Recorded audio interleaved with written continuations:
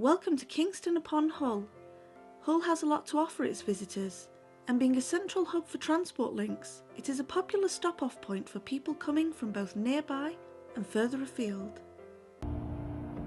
From even the first day, even that first event made in Hull, just to be here in Victoria Square with tens of thousands of people accessing free art, that was incredible. And you couldn't help but realise that people were really instantly taken with it, and a lot of that natural cynicism that everyone had inside and outside the city started to fall away. If we think of the wider ideas of what the word culture means, that it's covering aspects of life and the way people live. It's just released the city, which is what City of Culture is all about.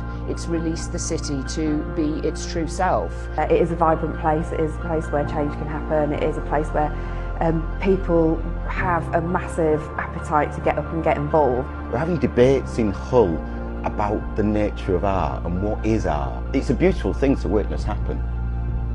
We can do something here, you know, we can stand up and be proud, not only of coming from Hull, but be proud as a community of creatives as well. I think the arts and culture is a huge thing in terms of supporting everybody's well-being.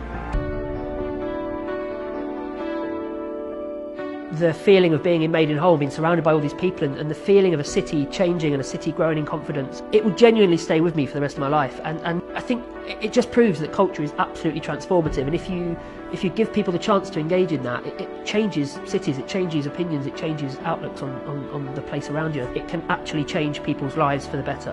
And I think Hull 2017 completely proves that. You need to programme and commission and produce things which have that local resonance, but really speak on that quality scale and really shine a light on Hull. City of Culture wasn't a year, it was a lifetime for this city. This attitude will continue for a very long time, and Hull deserves everything it's going to get as a result of 2017.